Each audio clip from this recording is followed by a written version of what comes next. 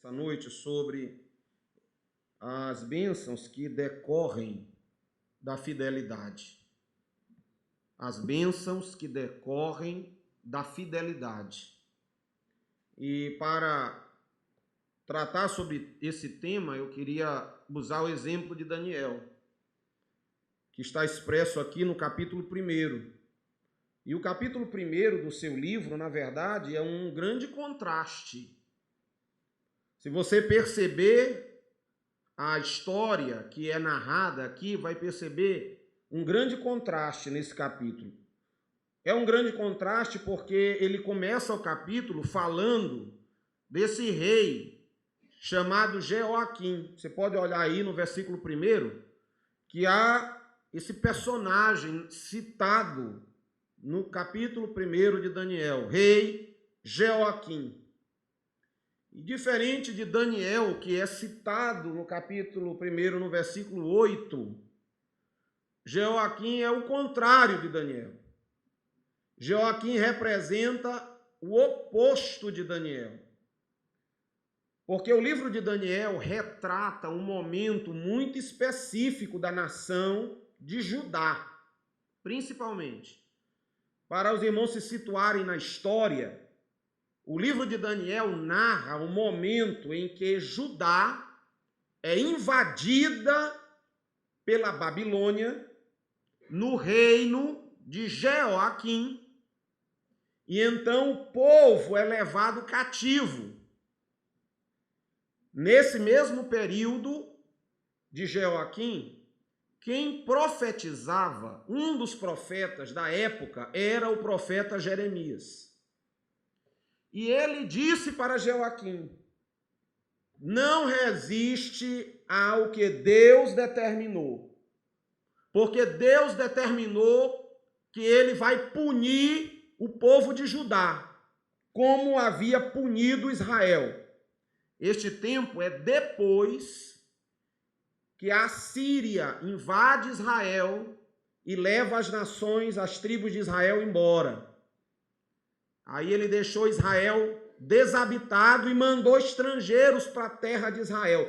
Depois do juízo das tribos de Israel, a tribo de Judá continuou no erro e agora, sob o comando de Jeoaquim, ao invés dele se dobrar à palavra do Senhor, ao invés de ele se sujeitar à palavra do Senhor, mesmo vendo o que havia acontecido com Israel, mesmo vendo o que já havia acontecido com várias cidades ao redor de Jerusalém, mesmo assim Jeoaquim preferiu dar ouvidos aos seus generais, aos seus capitães, e ignorar a palavra do profeta de Jeremias.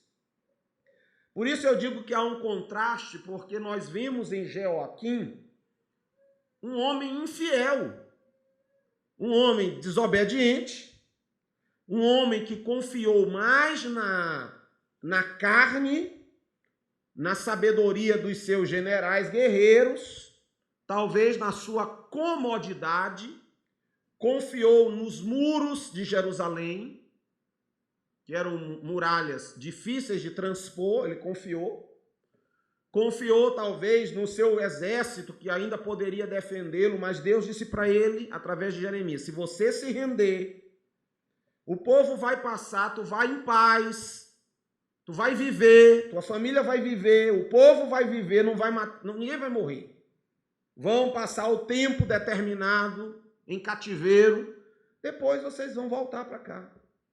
O Senhor falou tudo direitinho por meio de Jeremias para Jeoaquim. Mas os irmãos acreditam que Jeoaquim não se submeteu de forma alguma à palavra do Senhor. Resultado, ele se opôs a Nabucodonosor, o maior império da época. Nabucodonosor vem, entra em Jerusalém, leva Jeoaquim preso, mata muita gente e leva muita gente presa para a terra da Babilônia. Dentre os que foram, estava Daniel. Aí nós vimos um contraste entre fidelidade e infidelidade. Enquanto Jeoaquim, ele ignorou a palavra, e isso deveria ser um exemplo para nós, porque constantemente nós ignoramos a palavra de Deus por causa de justificativas que para nós parecem ser plausíveis.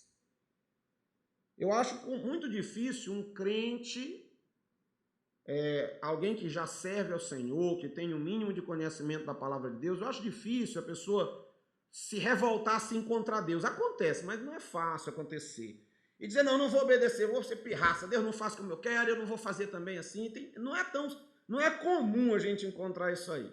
O mais comum é você ser infiel, se sustentando em justificativas vazias e que, às vezes, a gente mesmo sabe que aquilo ali não tem fundamento nenhum, mas a gente dá uma desculpa para desobedecer a Deus, para desobedecer a palavra, para não andar como a palavra manda que a gente ande.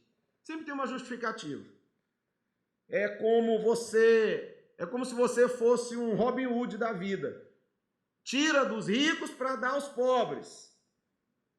Mesmo sendo errado, mas você diz, não, mas eu estou imbuído de uma boa intenção, eu estou ajudando quem precisa. Isso não invalida o seu erro. Nós não podemos agir como Jeoaquim na nossa infidelidade para com o Senhor. Nós conhecemos a sua palavra, conhecemos como ele quer que nós vivamos, como ele nos orienta para agir, para falar, mas nós nos escondemos atrás de nossas desculpas, que nós podemos dizer até que são esfarrapadas, para desobedecer. E esperamos que Deus aceite isso sem que haja nenhuma consequência. A infidelidade traz consequências duras. Andarmos fora da palavra de Deus traz consequências duras. E às vezes nós queremos pagar para ver, porque as consequências nem sempre são imediatas. Jeoaquim, ele não teve toda a situação que ele viveu, não foi só causada por ele. Se os irmãos olharem a história, vão ver que outros que vieram antes deles já começaram a errar, a desobedecer e a fazer o que Deus não se agradava. E o Senhor determinou o juízo. Passou aqueles reis, vieram outros e no momento certo Deus cumpre o juízo. Jeoaquim poderia ter mudado aquela situação se houvesse se arrependido, se houvesse se submetido, mas não fez. Então Jeoaquim é o exemplo daquele que escolhe o caminho da infidelidade. Se eu e você, na nossa vida diária, deixamos de ouvir a voz do Senhor, deixamos de atender aquilo que a palavra nos ensina, se nos acomodamos das nossas justificativas, das nossas razões, também devemos estar preparados para pagar o preço. E o preço que nós pagamos não é um preço baixo.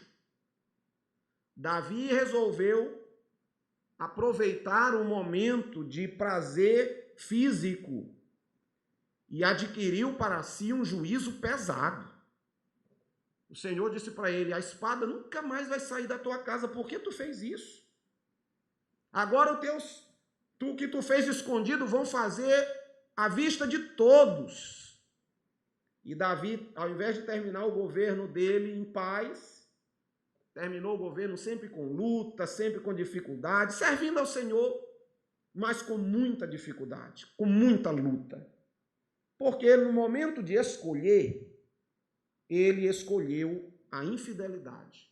Pagou o preço. Deus o perdoou, Deus o recuperou, mas as consequências ele teve que carregar nas costas. Então eu entendo que isso nos dá um exemplo do que é ruim ou de como é ruim nós escolhermos não viver a palavra do Senhor. E eu entendo que às vezes nós sabemos muito da palavra. O que nos impede de cumpri-la, de exercê-la na sua plenitude? Nossas desculpas, nosso orgulho, nossa desobediência, isso é ruim. Mas veja que Daniel é o oposto de Joaquim. Um jovem garoto, levado preso, não se sabe o que foi feito da família de Daniel, talvez tenham sido mortos, não se sabe dos seus pais, não se sabe da sua parentela. O que se sabe é que Daniel provavelmente era da linhagem dos nobres, talvez até da linhagem real, porque foram esses que o rei mandou trazer para trabalhar no palácio. Mas Daniel, apesar de jovem e de ter perdido o contato com a sua família, Daniel tinha uma compreensão muito importante sobre como era viver fidelidade ao Senhor. Tanto que no versículo 8, como nós podemos ver aí, a expressão que está escrito para nós é que Daniel assentou, ou seja, ele colocou, decidiu no seu coração não se contaminar. Houve uma decisão pessoal, voluntária, lógica, racional. Isso me faz lembrar que Paulo explica aos romanos que nós devemos renovar a nossa mente para que a gente possa oferecer ao Senhor o nosso corpo como sacrifício vivo, santo e agradável a Deus. E ele finaliza assim dizendo, é o vosso culto racional, ou seja, que é feito com o entendimento. Ele não é só a emoção, não é só a empolgação, não são só os sentimentos, mas a razão precisa estar envolvida nas nossas decisões da vida cristã. Porque os sentimentos humanos, eles são múltiplos e são oscilantes. O fato de nós estarmos tristes não nos tira a comunhão com Deus. O fato de nós estarmos alegres não aumenta a nossa comunhão com Deus. O fato de nós termos essa volatilidade emocional em nada afeta a nossa comunhão. O escritor chega a dizer que o coração do homem é enganoso. E nós não devemos estar confiando no nosso coração, mas sim no Senhor. Daí o fato de nós não vivermos a vida espiritual baseada só em sentimentos. Às vezes eu fico pensando que Daniel tinha tudo para ser infiel, irmãos. Ele devia estar chateado porque viu seus irmãos, seus parentes serem arrastados como animais, alguns serem mortos à espada. Ele devia, pelo normal que a gente imagina, devia estar muito chateado. Talvez Daniel se fosse outra pessoa, talvez ele tivesse na sua cabeça, mas eu vou planejar de que modo eu vou esconder uma faca aqui quando eu estiver perto do rei, vou matar ele, vou fazer... Como muitas vezes aconteceu ao longo da história, mas Daniel não guardou esse rancor no coração dele. Talvez ele até já tinha ouvido, porque quando Jeremias pregava, não pregava só para o rei e para os nobres, ele pregava para o povo, tanto que ele foi preso e jogaram Jeremias numa cisterna, porque ele estava falando para o povo, e eles diziam que porque ele estava falando para o povo ia se desanimar e não ia ajudar a guerrear contra Nabucodonosor.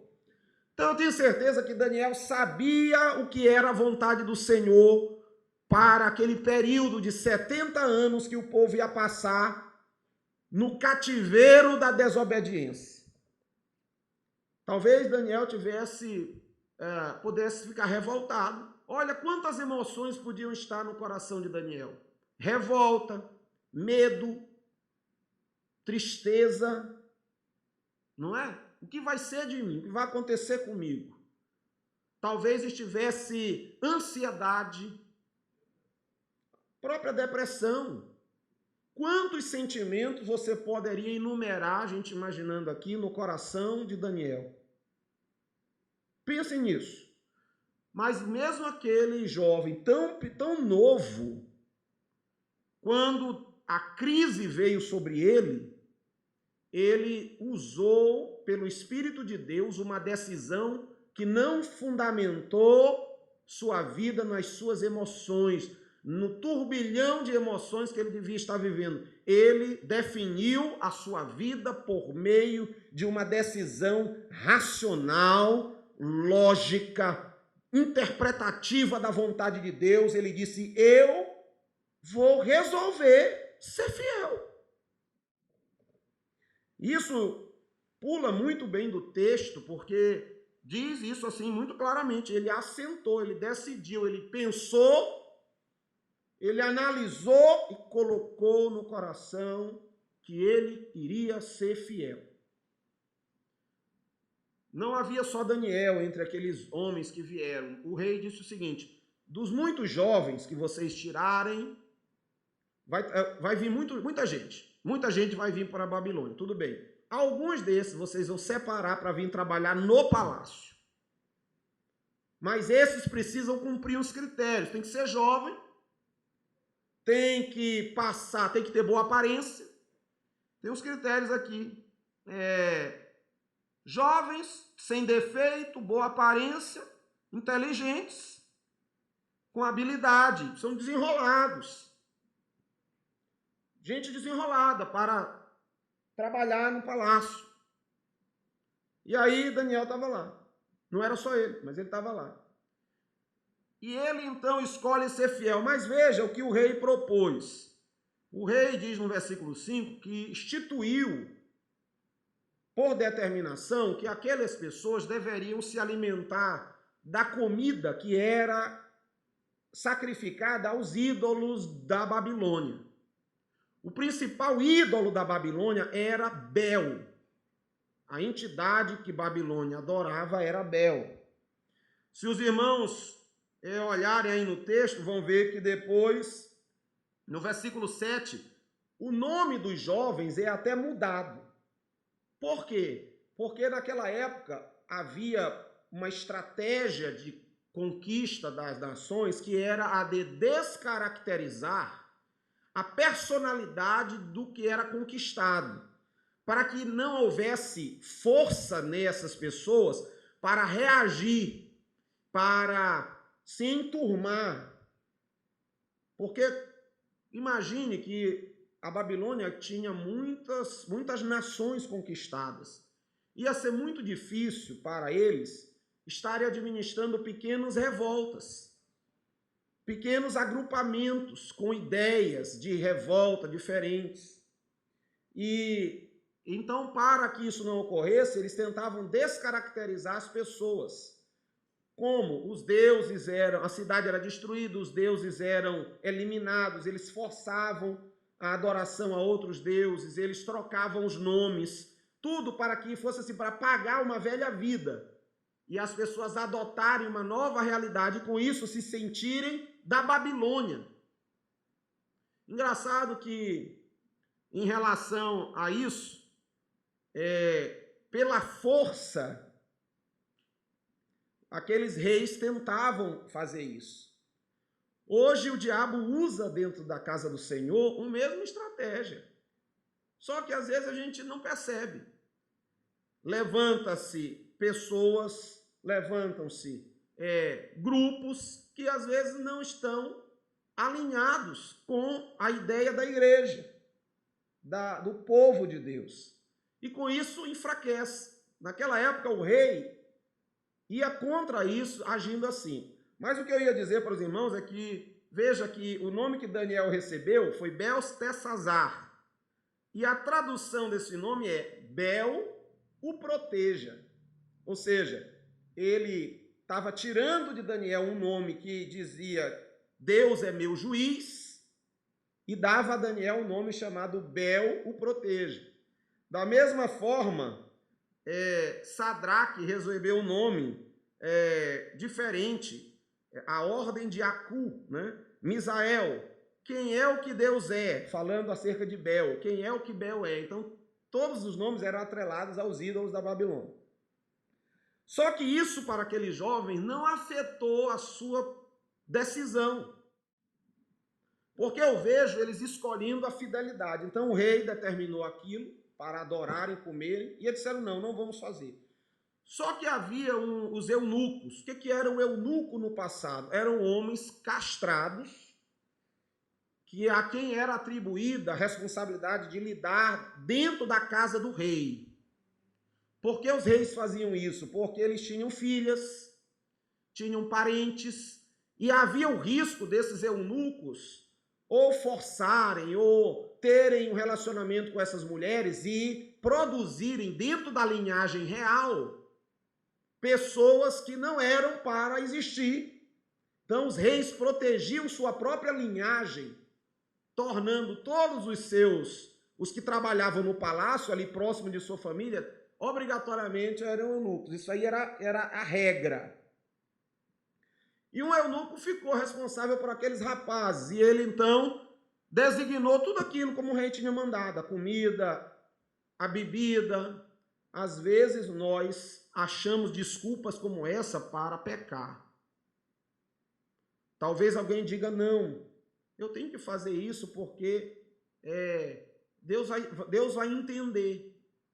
Às vezes essa é uma desculpa comum que nós temos, Deus vai entender. Então, está errado, eu sei, mas é tão pouquinho, Deus vai entender. É uma fraquezinha, Deus vai entender. Essas pequenas coisas destroem a nossa vida espiritual e a nossa comunhão com Deus. E embora, como eu falei, estejamos cercados de boa vontade, mas se desobedecemos a palavra, nós pagamos o preço da nossa desobediência. Aqueles jovens poderiam ter se escondido atrás disso. O que tem a ver uma comida? O que tem a ver um pouco de vinho? O que tem a ver eu participar disso? Deus sabe que eu estou aqui, eu estou sendo obrigado. Mas Daniel escolheu seguir o Senhor e disse para aquele homem, faz uma prova com a gente. Faz uma prova. Tu dá comida comum para a gente, 10 dias, e dá para os outros o que tu quiser. Aí ele diz, tá certo, é só 10 dias.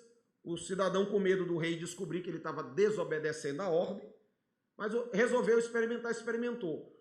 E em resposta à fidelidade de Daniel, em resposta à fé de Daniel, Deus operou um milagre. Porque, irmãos, em 10 dias, uma pessoa comendo legumes, não é possível que se perceba que haja qualquer diferença. Eu digo isso aos irmãos porque nós lidamos com muita gente doente e 10 dias, às vezes, não é nada para nós vermos um resultado de uma mudança importante numa dieta calculada, tudo direitinho. Não é suficiente, é preciso mais tempo para você ver resultados. Mas na vida do que é fiel, Deus põe a mão em honra à sua decisão. Por isso eu quero frisar a importância de que cada um de nós tomemos decisões muito racionais no nosso compromisso com Deus. Deixemos de estar sempre sendo afetados pelas nossas emoções múltiplas. Quando eu estou triste, eu estou arrasado. Não oro, não me congrego, estou a ponto de me desviar. Quando eu estou alegre, eu canto, faço, aconteço. As emoções nos afetam, mas nós temos um componente que Deus nos deu para regrar, para estabilizar nossas emoções, que é o nosso culto racional. O Espírito de Deus, quando nós estamos fiéis ao Senhor, nos capacita a superar dificuldades, e aí nós nos encaixamos daquilo que a palavra de Deus tanto fala, que até os jovens se cansam e se fadigam, né? Que os jovens caem, mas os que esperam no Senhor renovam as forças, porque decidiram esperar no Senhor. E aí eu vejo que a primeira ação resultante da obediência e da fidelidade de Daniel foi a intervenção de Deus sobrenatural em seu favor. Deus determinou que houvesse uma mudança visível naquele jovem. Então, irmãos, quando eu decido ser fiel, é uma prova de fé muito grande. Porque quando a prova vem da nossa fidelidade, ela não vem para nós, não vem para nós assim, de forma como flores. A prova da fidelidade vem com muitas questões, com muitos desafios. Será que vai dar certo? Eu vou morrer? Será que Deus vai estar comigo nisso? Eu vou sofrer, eu vou ter perdas. Vai acontecer isso, vai acontecer aquilo, o que acontecerá com minha vida, com minha família, com meu orgulho, com meus bens, alguma coisa eu vou desobedecer para não perder. Muitos talvez desobedeceram, não há relato do que ocorreu com estes. Foram só mais um. Mas os que resolvem obedecer, Deus os tira do comum e os coloca para fazer alguma diferença na geração em que eles vivem. Então, a primeira manifestação da fidelidade aqui, você observa que é a ação direta de Deus sobre a situação, para mostrar que Ele está no controle, para não deixar que você navegue às cegas. Deus provê um meio de escape. Mas eu vejo, além disso, que o resultado da fidelidade daqueles homens se mostrou em algumas coisas bem interessantes. Primeiro, os seus semblantes estavam melhores. Veja que, versículo 13. Versículo 15. Ao fim dos 10 dias, pareceram os seus semblantes melhores. O resultado da fidelidade ao Senhor é que a nossa vida é suprida dos elementos que fazem nossos semblantes melhores. A alegria, a paz, o gozo que vem do Senhor para nossas vidas. Eu vejo isso, por exemplo, porque Provérbios 15, versículo 13, versículo 15, diz assim: o coração alegre aformoseia o rosto, mas pela dor do coração o espírito se abate. Então, se eu tenho alegria, o que acontece com o meu semblante? Ele brilha. Se eu estou triste, o meu semblante se abate. Quando Deus está no negócio e a alegria do Senhor enche a nossa vida, nós somos conduzidos a ter semblantes melhores, ou seja, algo em nós é suprido, é abastecido por Deus, e apesar de nós estarmos em grande prova, em grande tribulação, mesmo assim nós estamos alegres, muitas vezes estamos firmes, muitas vezes ajoelhamos tristes e levantamos fortalecidos, porque há uma ação de Deus em favor daqueles que são fiéis. Diz o versículo 15 de Provérbios que todos os dias do aflito são maus, mas o de coração alegre tem um banquete contínuo. Provérbios 17, 22 diz que o coração alegre serve de remédio, de bom remédio. E 2 Coríntios 1,12 diz assim: a nossa glória é esta, o testemunho de uma boa consciência, que com simplicidade e sinceridade de Deus, não com sabedoria carnal, mas na graça de Deus temos vivido no mundo, e principalmente convosco, e maiormente convosco, e entre nós, particularmente com vocês. O que Paulo diz para ele: olha, a nossa alegria, a nossa paz está numa consciência tranquila, uma consciência que não nos acusa de pecado, uma consciência que não dói pelo fato de nós termos sido infiéis ao Senhor e à sua palavra, uma consciência que não dói por termos feito algo do qual Deus não tem se agradado, e que a maioria das vezes nós temos plena consciência do que é. Paulo diz: a nossa glória é ter uma boa consciência e viver entre vocês, como ele disse aqui, viver da forma, a simplicidade e a sinceridade com que temos vivido entre vocês. Então, muitas vezes, nós somos afetados pelos problemas, pela dificuldade, mas se nós somos fiéis, Deus mantém a sua graça sobre nós, e nós, muitas vezes tristes e abatidos, vamos buscar o Senhor, levantamos alegres, confortados, animados, porque o Senhor age em favor daqueles que são fiéis, como agiu em favor daqueles jovens. Segundo, eles estavam mais gordos. Veja a palavra que diz, eles estavam mais gordos, versículo 15. E esse estar mais gordo, no original, barii, termo hebraico, barii, B-A-R-I-Y, transliterado. Ele significa estar alimentado, estar farto, estar gordo, estar robusto, estar suprido, estar abundante. E o que eu quero dizer aos irmãos é que o resultado da fidelidade para nós é provisão de Deus, é fartura de Deus, é socorro de Deus, é amparo de Deus, que no tempo certo o Senhor traz para nós. Davi chegou a dizer que ele nunca viu o justo mendigar o pão.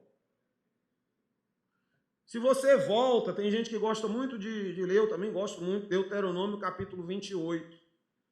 Você vê que a bênção do Senhor para a fidelidade, ela envolve prosperidade, abundância, fartura em muitas áreas. Eu não vou ler porque o texto é grande, mas envolve fartura nos seus bens materiais, envolve fartura na sua família, envolve fartura nas suas relações, envolve Deus mudar. Às vezes a bênção de Deus para os fiéis, ela vai além de você ganhar melhor, ganhar dinheiro. Às vezes você olha para a sua casa e vê Deus lhe livrar, lhe guardar. Muitas vezes o Senhor lhe abre portas de onde você não esperava. Deus dá livramento. A fartura, a abundância para aqueles que são fiéis. Por isso, o relato de Daniel não foi deixado aqui para você saber que ele estava mais fofinho, mais gordinho, por isso ele ficou mais bonito. Não, é para dizer a você que quando nós somos fiéis, há de Deus para nós melhores semblantes, há de Deus para nós gordura, abundância, fartura em todo segmento da nossa vida, irmãos. Paulo disse, tudo posso naquele que me fortalece. Mas há necessidade de você compreender que eu e você precisamos ser fiéis. Mesmo quando nós precisamos nos esforçar e às vezes dói, sacrifica, mas se eu escolho o caminho da fidelidade, Deus me abençoa. Provérbios 10, 22 diz, a bênção do Senhor é que enriquece, e ela não acrescenta dores. Então é a bênção do Senhor que faz a gente ficar farto.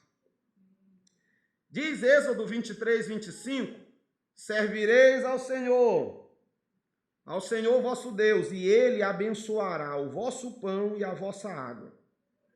E eu tirarei do meio de ti as enfermidades. Para os irmãos entenderem que como a bênção, quando ela se estende sobre o fiel, ela é abrangente. Ela não é focada em uma coisa só. Por isso, às vezes, quando a gente diz assim, não busque a bênção, busque quem abençoa. Porque você imagina que o que é para um paralítico ter sua perna restaurada é uma grande bênção. Mas o que adianta a perna estar restaurada e amanhã ele morrer de uma doença por promiscuidade, amanhã ele morrer de fome porque nunca teve um emprego, mesmo depois de bom ele não consegue arranjar um emprego, e às vezes a bênção ali, mais objetiva, ela não é o que Deus tem para nós. O que Deus tem para nós é toda sorte de bênçãos espirituais nas regiões celestiais em Cristo. Não é isso que diz a palavra? ele nos abençoou com toda a sorte de bênção. Você entende pelo contexto que a referência à abundância, à plenitude, à gordura, à fartura. Então, o que eu vejo na palavra de Deus aqui para Daniel é que eles estavam com semblantes melhores e mais gordos. E assim outros, mas para adiantar, vamos embora. Terceiro ponto que eu vejo de resultado é que diz que eles receberam de Deus, no versículo 17, conhecimento, inteligência em todas as letras e sabedoria. Eu fiquei curioso porque eu sempre tive dificuldade de perceber com clareza a diferença entre o que é conhecimento, inteligência e sabedoria. Não sei se os irmãos têm bem claro o que é cada uma dessas coisas. Mas eu, estudando e olhando, fui ver que essas coisas têm diferença. Parece ser tudo uma coisa só. Mas o conhecimento, irmãos, ele é basicamente o acúmulo de informações. Se eu leio, eu adquiro conhecimento. Se eu vivo uma experiência, eu adquiro conhecimento.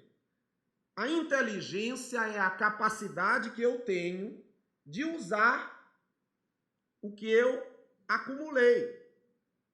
Então, se eu aprendi as informações de um dominó, e eu, então, usando da minha inteligência para jogar o dominó, consigo ganhar, então eu deixo de ter só o conhecimento e passo a ter uma inteligência naquilo.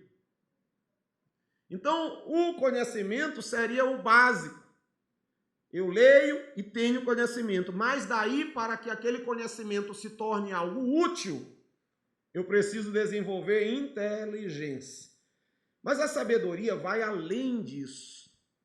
Ela é a capacidade que eu tenho de usar a inteligência e o conhecimento com equilíbrio, com prudência, com capacidade de fazer bem às pessoas, a mim mesmo, de raciocinar para agradar a Deus. A sabedoria é um passo além da inteligência. Mas Deus deu para aqueles jovens o conhecimento, a inteligência e a sabedoria. Porque quando nós escolhemos ser fiéis, Deus ele nos dá estes elementos para compor a nossa vida. E a sabedoria de Deus, ela passa a fazer parte. A própria Bíblia recomenda que se você tem pouca sabedoria, se você conhece muito, vou dar um exemplo, você conhece muito, você é entendido de todo o conteúdo da Bíblia, você até sabe, usa da sua inteligência para pregar, para cantar, para ensinar alguém, mas às vezes você chega diante de uma situação em que o conhecimento e a inteligência têm limite. Você conhece, sabe pregar, sabe falar, mas na hora de agir para o seu bem, você não sabe aplicar aquilo ali. Aí você peca, você magoa, você é duro para pedir perdão, você fala mal das pessoas. Por quê? Porque você tem conhecimento e tem inteligência, mas não tem sabedoria. Porque a sabedoria, ela é pura, ela é perfeita, ela vem do alto. A Bíblia diz, se alguém quer sabedoria, peça para Deus, ele dá gratuitamente, abundantemente, fartamente. Então, quando nós somos fiéis, nós precisamos entender que há, da parte de Deus para nós, não só o conhecimento, mas também Deus nos dá a inteligência e a sabedoria. E foi isso que aconteceu com a vida daqueles jovens. Daniel 2:21 diz que Deus, ele muda os tempos e as horas, ele remove reis, estabelece os reis. ele dá sabedoria aos sábios e inteligência, e ciência aos inteligentes. Vem de Deus. Estas coisas vêm de Deus. Êxodo 31, versículos 1 em diante, você vai encontrar Deus capacitando um cidadão chamado Bezalel. Esse cidadão, Deus capacitou ele com dons. Diz a Bíblia aqui que Deus o encheu do seu espírito, de sabedoria, de entendimento, de ciência em todo o artifício para inventar invenções, trabalhar em ouro, em prata, em cobre, em lavrar pedras para engastar, trabalhar com madeira, trabalhar em todo tipo de coisa. Vem de Deus isso aí, esse negócio vem do Senhor. Tiago diz que a sabedoria do mundo é animal, é diabólica, é terrena. A sabedoria do mundo só prejudica. A princípio ela parece acrescentar, mas no final ela traz amargura para as pessoas. Mas a sabedoria que vem de Deus, ela é pacífica, ela é amorosa, ela visa o bem, ela visa a prosperidade pessoal, prosperidade de nossa casa, prosperidade para a obra do Senhor. E por causa da sabedoria, Deus dá grandes livramentos. Por causa da sabedoria. Mas a Bíblia diz aqui que, além desses detalhes, uma outra coisa me chamou a atenção. Porque eu poderia colocar esse item junto com conhecimento, inteligência e sabedoria, mas eu achei isso diferente, porque Deus deu especificamente a Daniel um entendimento em toda visão e sonhos. Isso fala para mim que Deus nos capacita, Deus capacita o fiel com dons específicos para exercer seus ministérios de maneira eficaz. Eu pergunto, os 3 jovens que estavam com Daniel foram fiéis, como Daniel foi fiel? Os irmãos concordam comigo? Porque a Bíblia lota esses jovens na mesma categoria de Daniel. Eles acompanharam Daniel, eles foram junto com Daniel, tiveram como Daniel teve os mesmos propósitos. Os irmãos entenderam bem isso aí? Mas por que a Daniel foi destacado este dom específico e não aos outros? Por que todos não foram iguais?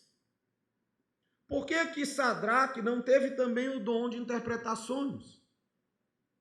Ou Mesaque, ou Abednego, pelo menos mais um. Isso só me faz perceber que quando nós somos fiéis, Deus nos capacita para obras específicas. E cada um recebe dele dons e autoridade para exercer conforme o Senhor tem chamado. Paulo discorre sobre isso falando que a igreja é um corpo. Que cada um recebe de Deus o dom específico, porque Deus tem planos para usar cada um de modo específico. Onde nós mais erramos, como Paulo diz, quando nós desprezamos o irmão, pensando que ele não é digno, que Jesus me ama mais porque eu tenho um dom que ele não tem. Às vezes a gente poderia pensar que Daniel ia dizer assim, rapaz, esses aí, na certa, alguma coisa está errada com eles não estão orando o suficiente, que Deus deu só para mim a revelação. Aí você olha para o talento dos irmãos para tocar e eu fico pensando, meu Deus, esses irmãos têm um talento tão bonito para tocar, por que eu não tenho? E às vezes eu entendo que talvez eu tendo o dom que eles têm, Deus não me deu o dom que eles têm porque não foi esse o propósito que Deus tem para mim. Eu canto, às vezes toco um pouquinho, mas para mim mesmo. Não faço assim. Não tenho o mesmo ministério que os irmãos têm. Tem pessoas a quem Deus dá um dom de consolar as pessoas. É tão impressionante isso. A pessoa chega, ela te ouve, ô meu irmão, confia no Senhor, vamos orar juntos. Aí a pessoa sai confortada, fortalecida. Isso são dons. Aí eu olho para o irmão, não vejo falar em línguas, não vejo gritar, profetizar, não vejo orar e Jesus curar. Eu fico pensando que ele ora menos do que eu, jejua menos do que eu. Irmão, nós vamos ter muita surpresa. Porque às vezes nós julgamos as pessoas por nós. Porque eu tenho, porque eu não tenho.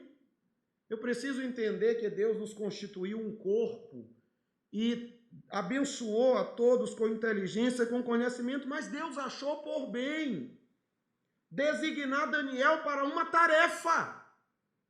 Deus o capacitou para aquela tarefa. Ele não jogou seu dom fora, não o enterrou. Ele o dispôs às mãos de Deus para Deus o usar. Nós não temos relatos múltiplos do que Deus fez através de Sadraque, Mesaque e Abednego, mas eu tenho certeza que Deus também glorificou o seu nome daquilo que eles tinham para exercer diante do Senhor. Então eu não posso, eu não devo, de forma alguma, me espantar pela multiforme graça de Deus. Deus usa um de um jeito, usa outro de outro jeito, e ao Daniel ele quis dar aquele dom. Quem é que vai questionar por que Deus fez assim? Por que Deus faz um jarro com alça e outro sem alça? Porque um Deus quis deixar com um formato redondo e outro quadrado? Por que um tem pintura e o outro é um vaso sem pintura nenhuma? Irmão, vá lá perguntar para o Criador e veja o que ele lhe diz. Quem sabe, se você insistir muito, ele dá a resposta que deu para Jó. Onde é que tu estava quando eu fundava a terra? Ou como ele respondeu para os discípulos, que vos importa saber o tempo ou as estações? Ou como ele disse para Pedro. Pedro disse, deixa aí, Senhor, o que vai ser disso? O que tu tem a ver com isso? Me segue você. Então, eu vejo aqui que a fidelidade nos adorna. Nos adorna. Às vezes aqui na igreja, a irmã Cristina bota um vasinho bonitinho. Aí você olha, não é igual aquele que está ali. Não é igual ao lá de fora. Se eu pego aquele vaso lá de fora e boto na mesa do círculo de oração, ninguém vai enxergar as irmãs que estão do outro lado. Se eu pego o mesmo vasinho e boto aqui, ele nem vai aparecer, é capaz de eu chutar ele cair, mas cada um foi dimensionado para o papel que Deus quer. Faça bem o seu papel, porque para Deus o que vale é o propósito do seu coração. Não é o quanto dinheiro você bota na salva, porque 2 moedas para o Senhor um dia valeram mais do que grandes somas de dinheiro. A fidelidade a Deus resulta em dons específicos para exercer o ministério do Senhor. Para finalizar, eu fico muito encantado quando o versículo 21 diz que Daniel esteve até o 1º ano do rei Ciro. Quando ele diz esteve, ele quer dizer um termo hebraico, hayá, que significa permanecer, estar edificado, solidificado. Ele existiu até o reino de Ciro.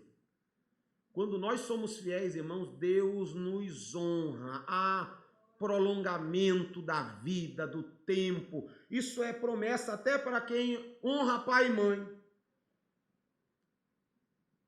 Né? Há fartura de dias. Daniel entrou no governo de Nabucodonosor, passou no governo persa, chegou no governo de Ciro, e ainda lá velho. E você vê como Daniel ainda estava agindo em favor do reino de Deus, como Deus o honrou com vida próspera, o honrou com livramento. Você olha para a história de Daniel na cova dos leões, você vê quão grande livramento Deus fez, mostrando. Olha, irmãos, os persas tinham por símbolo de autoridade, de poder, os leões. Deus me deu a oportunidade de visitar o Museu de Londres. E lá tinha uma área que era só da Pérsia. E quando a gente entra, a gente olha leões gigantescos, de pedra, esculpidos na pedra com asas. Aqueles grandes leões eram colocados em todas as entradas das cidades persas e das cidades babilônicas. Era um símbolo de grandeza, de fúria, de poder, de dominação. Quando Deus livrou Daniel da cova dos leões, Deus mostrou para aquele povo o quanto ele é maior do que tudo o que o mundo possa colocar contra nós.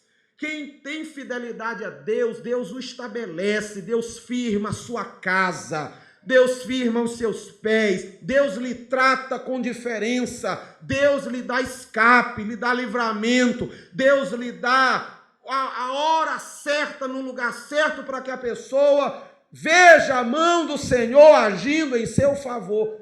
Tudo isso resulta de um pequeno detalhe, de alguém que resolveu honrar ao Senhor com a sua fidelidade. Apesar de todas as situações contrárias, Daniel disse: não, Senhor, eu vou resolver no meu coração ser fiel a Ti. E Jesus depois replica isso dizendo: que adianta para nós ouvirmos a palavra e não a cumprirmos? Vamos edificar feito tolo, casa na árvore, casa na areia, que qualquer vento, qualquer chuva desmorona. Vamos viver as perdas, vamos viver as dores, as desesperanças de quem investiu tanto e no final ficou sem nada. Mas o que ouve a palavra e é fiel, cumpre, atende, procura seguir a palavra, nas mínimas coisas Deus honra, estabelece sua vida sobre a rocha. O mesmo vento bate, a mesma água bate, mas quando você termina a tempestade, você está de pé. Não é isso? Essas são bênçãos de fidelidade para todo aquele que escolhe servir ao Senhor. Então, meu irmão, quando você tiver a oportunidade de escolher, escolha ser fiel. Escolha obedecer a palavra. Escolha renunciar o que lhe dói para ser fiel, porque Deus vai honrar a tua fidelidade. Não fique preso às coisas que mancham as suas vestes espirituais. Abra mão de tudo e faça pela fé como Daniel fez. Eu vou seguir. Como Sadraque, Mesaque e Abednego, para finalizar, vou dizer, foram fiéis em tudo. Um dia botaram uma estátua e disseram: ajoelha. Ele disse: não, vocês vão morrer. Ele disse: não estou nem aí. Se o Senhor quiser me livrar, Ele me livra. Mas se Ele não quiser, eu não vou ser infiel, eu vou continuar fiel. Não é uma decisão racional, não. É crente que tem entendimento de Deus, que não barganha. Eu só vou ser fiel se tu me abençoar. Só vou ser fiel se tu me livrar. Só vou ser fiel se acontecer isso ou aquilo. Sadraque, Mesaque e Abednego, não, Senhor. Se Jesus quiser me livrar, amém. Se não quiser, olha, rei, fica sabendo que a gente não vai se ajoelhar, não. Rapaz, o rei ficou enfurecido, Firmino, que ele pegou a fogareira lá, o fogareiro, e acendeu 7 vezes mais. Os soldados que levaram os homens para a fornalha queimaram antes de chegar lá. Porque o rei estava mandando, se não levasse, morria do mesmo jeito, eles tentaram. Fritaram. Mas aos fiéis, o rei levanta o olho e olha eles passeando no fogo, irmão. E há um que ele chama de uma semelhança do Filho do Homem, que os teólogos dizem que era a manifestação teofânica de Jesus entre aqueles que estavam no fogo. E é de admirar o detalhe com que a Bíblia narra o episódio. Diz que não houve dano nem a eles, nem às suas vestes, nem um fio de cabelo foi queimado. E o que eu acho mais impressionante, nem o cheiro do fogo os tocou.